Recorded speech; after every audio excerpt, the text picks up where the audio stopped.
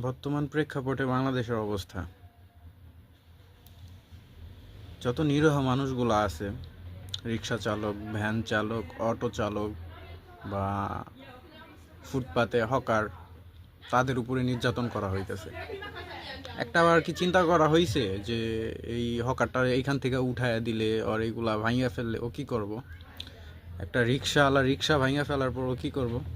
ও তো চুরি করতে বাধ্য হইব, ডাকাতি করতে বাধ্য হইব, আর পেটে লাথি মারা হয়েছে।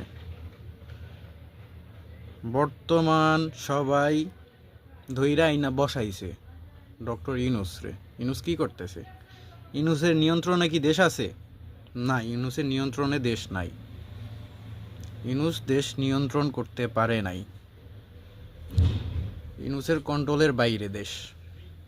আওয়ামী লীগ সরকার থাকাকালীন তো এরকম হয় নাই। যত চুরি চেঁচড়ামি, যা ইচ্ছা যার যার ইচ্ছা মতো হইতেছে, এগুলা তো আওয়ামী লীগের আমলে হয় নাই। কেন এগুলা কেন হইতেছে এখন? দেশ চালাইতে পারবি না, দেশ ছাইরা দে। এই মুহূর্তে আপনার বিএনপি যা পারতাছে বিএনপি করতেছে, বিএনপির মতো মানুষে মারতাছে, ধরতাছে, চান্দা উঠাইতেছে, যার যার মতো করতেছে। কিন্তু আপনার আওয়ামী লীগ কি এটা করছে? করে নাই। এই মুহূর্তে দেশ পরিচালনা করার জন্য কারে দরকার? আপনারাই বলেন।